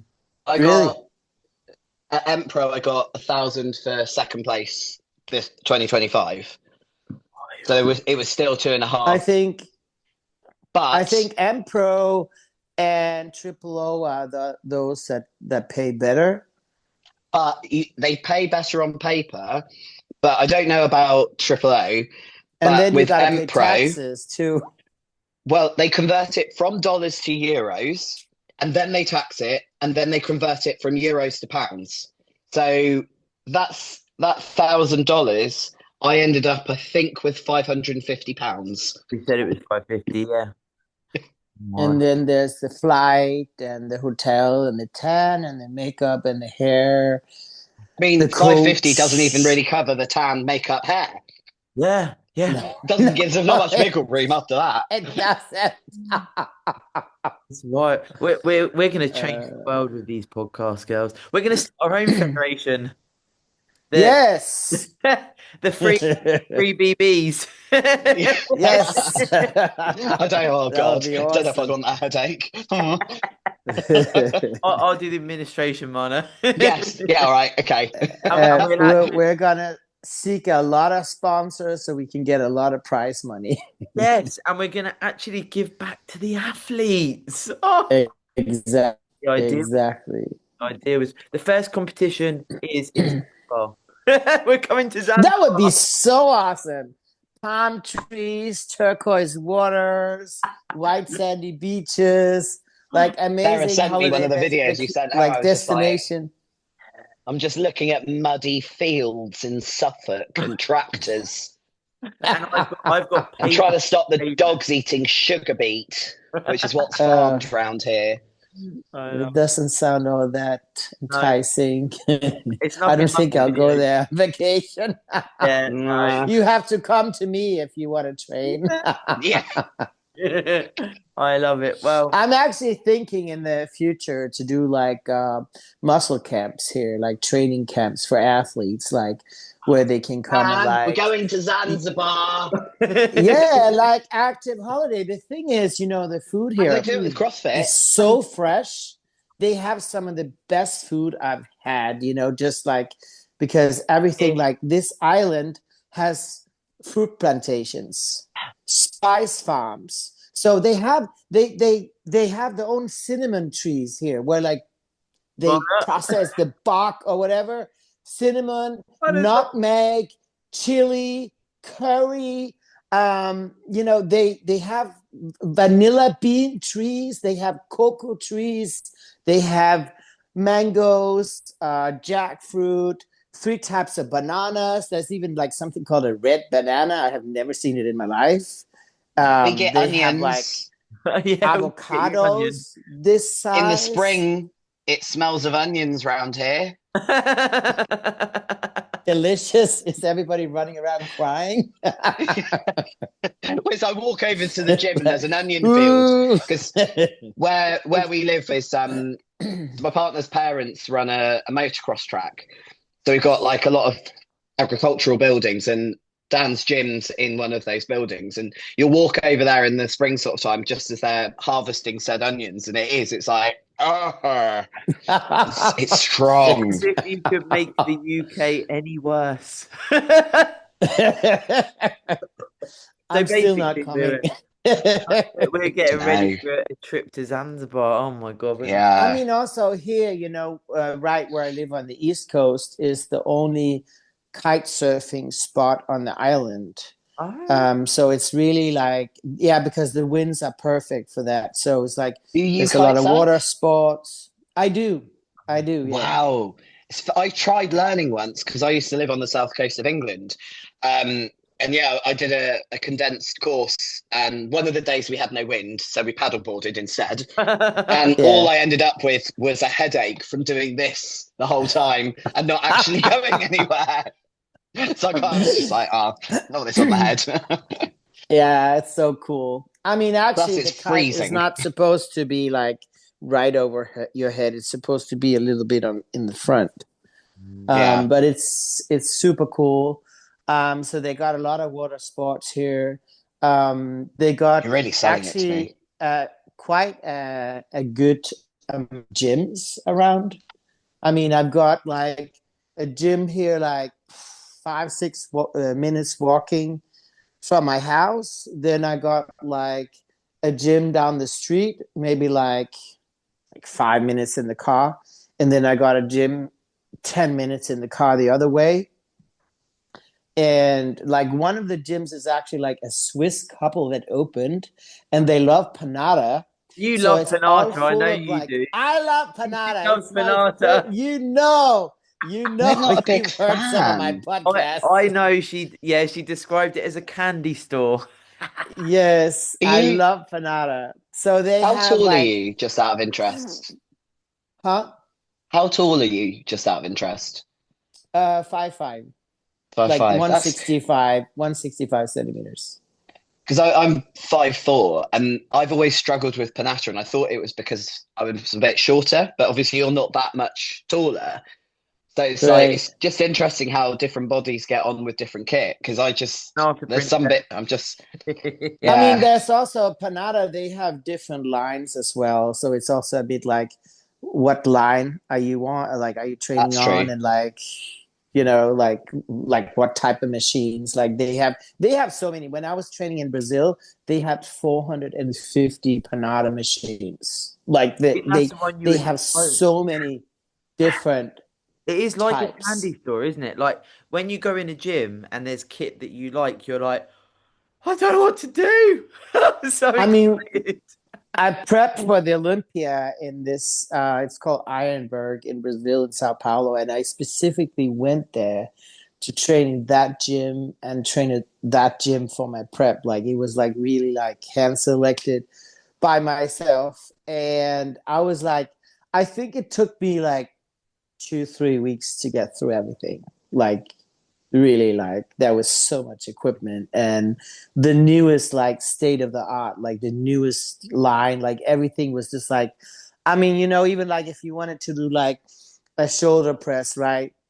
No, you didn't have to go in the Smith machine. They had these like triangle towers that would Yeah, run like converging. Yeah, exactly like the Smith, right? Like on yeah. this type of structure with single handles, and To it, be it fair, would I play do like like that so piece of smooth, Panatta.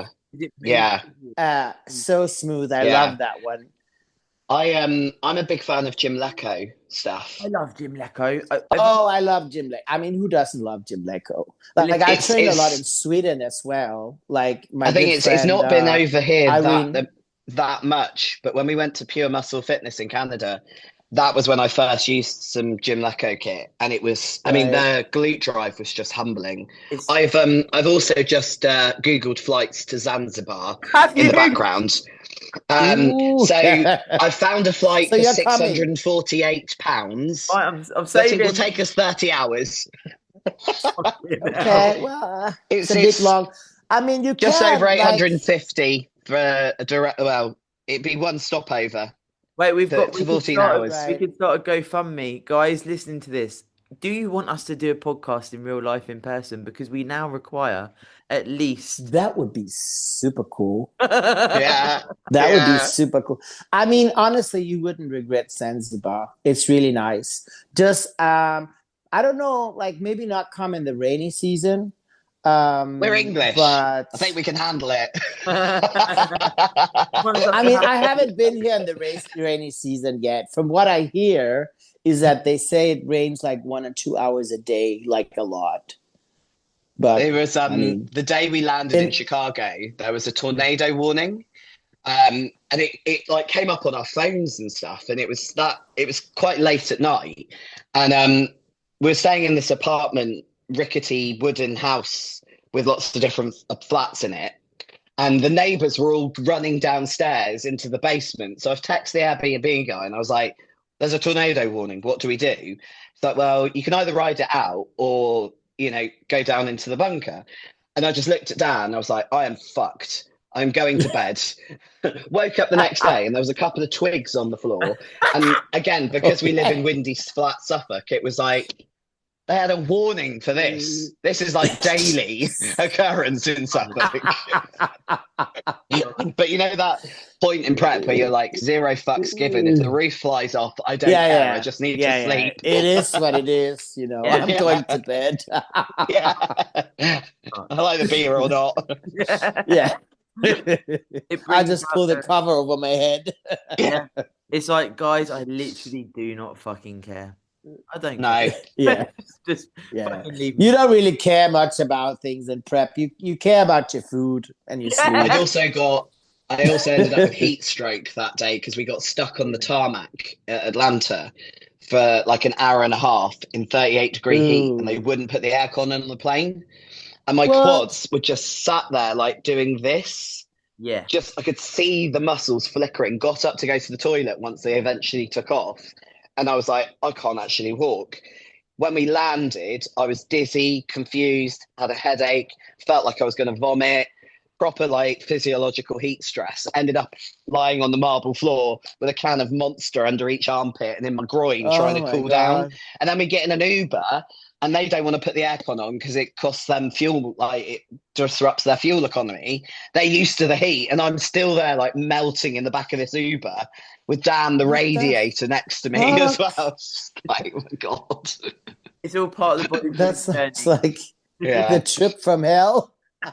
It's just, I mean, I don't. That's one of the things I don't do well in the heat. If I can get somewhere cool in the heat, I'm fine. But if I I get mean, hot and Zanzibar is hot. I mean, it is like all year, it's about like between 30 and 32 degrees, which is like that's still more for manageable than 38. Americans, it's in the 90s. But I mean, there's like, I have AC, like in this small apartment, I have even like an AC in the living room. I have one in the bedroom. So You I do think I mean, I get suppose you'd be able gets up to to manage. 33 degrees in And the UK and now, doesn't here it? it's like I said, it's a kite surfing town, so it's always a bit windy. That helps. yeah. Definitely. Yeah, but I mean, you're welcome in Zanzibar. It's super nice, like sort of bounty island, with the white sandy beaches, turquoise waters, palm Giving Pirates of the trees. Caribbean vibes, even though it's not Yeah, the no, Caribbean. it's sort PG of Caribbean Caribbean. vibes here. Yeah, it is for sure. I mean, there's like I've been like in something called Salam Cave where they have like huge tortoises where you can swim with the tortoises. You can even like feed them. They have dolphins here as well. We Yeah, have they have like seals. sandbanks. Yeah, seals. Yeah, On I our don't know if coastline, they we have get seals. I haven't no seen any. on the Norfolk coastline near us, which is our Ah, nearest beach. okay. Seals like they close. We went up there the day after Boxing Day, after Christmas, and the whole beach to walk the dogs on the beach, They're like, and it was all "Wow." closed off because it was full of seals and their pups just like That's as close lolloping. It's a bit as like a bodybuilder in off season, really. A seal. yeah. They Oh just little God. arms. Yeah. I love it. I knew Fluffy. we would have this vibe. And this is exactly, I hope, and anyone listening, give us feedback, give us honest Yeah. feedback because we always want to do better. Or if we're on the right path here, if just this is what I always envisaged when I wanted to start a podcast, Hella, and I've told Mana this multiple times. I'd walk along and much like you were talking about Mana about, I'd listen to male bodybuilding podcasts and I'd be like, I feel like an outsider. Nothing against them, but I didn't feel. And then I'd listen to Like, female. hi, we're doing it too, you know. Yeah, and I thought I don't really understand the jargon. Like I feel like I'm really stupid. I don't feel like I fit in.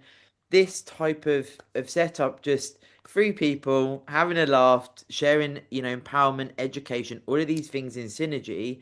I feel like this is hopefully what our community are looking for, and that safe space to, ask us questions and for us to deliver. And it's honestly an honor to sit here with you both because you're both just fucking incredible, and I'm so grateful. I'm so grateful.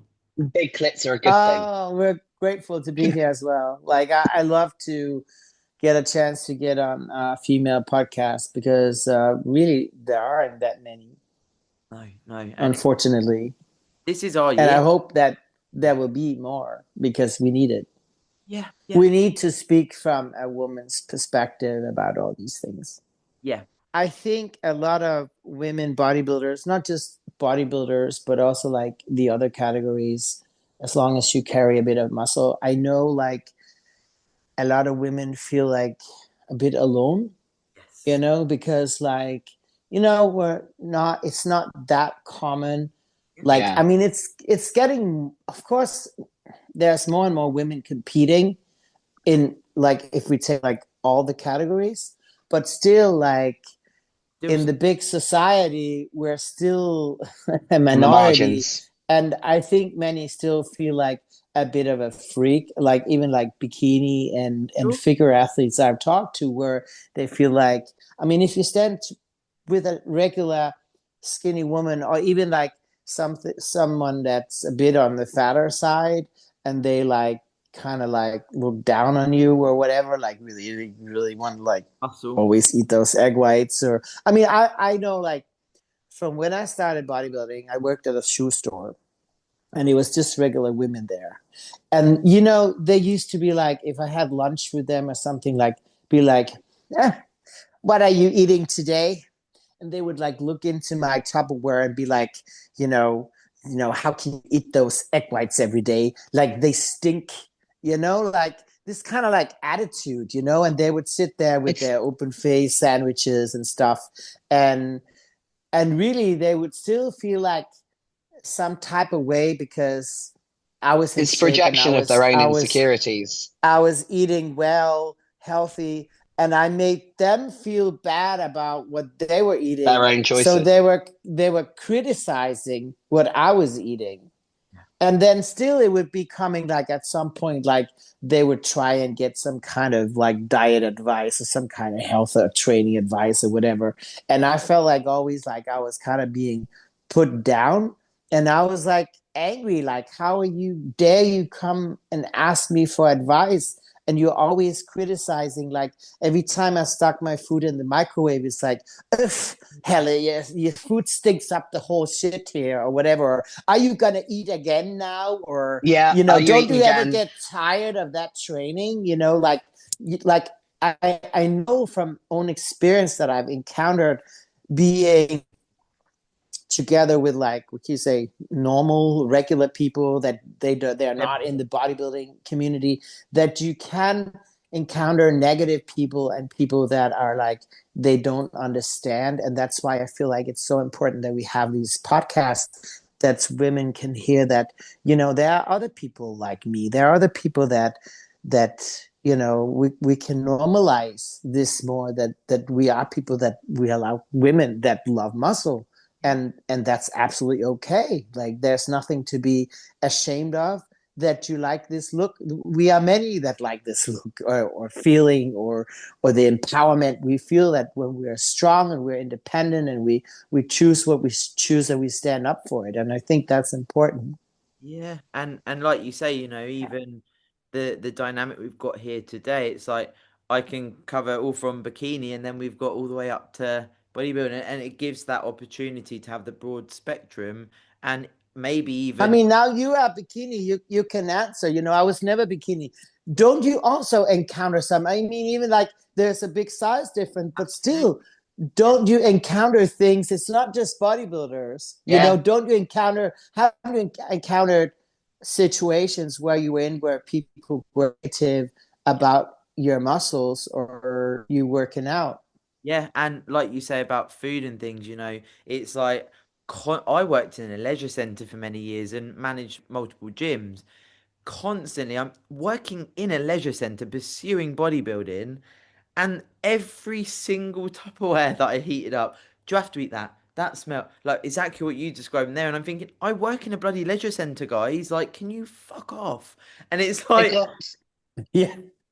I spent 20 years working for the National Health Service to be told that when I worked in the control room, I wasn't allowed to eat anything that required a knife and fork at my desk. So What? Sharon could sit there and eat a pizza or a burger or chips because she could use her fingers. But because I was using a utensil, I couldn't eat my chicken and rice. The National What? Health Service. It's like, if you're treating your staff like, if you're encouraging your staff to eat shit, what's it going to do to the rest of the country? We're meant to be. And then it was like, people were trying to touch my food, be eating oats, and this woman stuck a finger in it. I was like, should I stick my finger in your eyeball? She was like, what do you mean? I was like, well, I'm about to eat that, and you've just stuck your finger in it. it's fucking weird. There is some Yeah. weird ones I feel like, again, it's like because we're different. So Like, disrespectful. I Yeah, know, I know. it's like, guys, Yeah. it Speaking of food, I'm really sorry, but I'm going to have to go because I need a meal and to get into Yeah. bed. love it. Wow. Thank you, my ladies I'm of sorry to be a party pooper. No, we got to be serious here. Yeah. We're athletes. Yeah. Love that. I love And that. my sleep is pretty shocking, so I need a certain amount of off-screen time to be able to actually sleep. I love it. Yeah. Well, So thank you, and thank you indeed. I've sort of pulled you into doing another episode, Hella, because I'm like, I'm gonna say this, obviously. I But think we Also, can we get a didn't lot. make we didn't like get that many questions, so we've I got think so Exactly. definitely we need another one.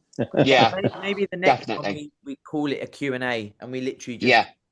Do the Yeah, Q&As. and Do we the stick to Q&As. the questions. we've only just met, guys. So, but Yeah. of course, and anyone listening, as I said, any feedback, share us on your stories, share the fucking love, guys. Let's do this in 2026 because Yeah. female bodybuilding, let's rise together. And of course, thank you, Yeah, and we will speak real soon. See for ya. sure. Bye. Bye bye. Thanks, everyone.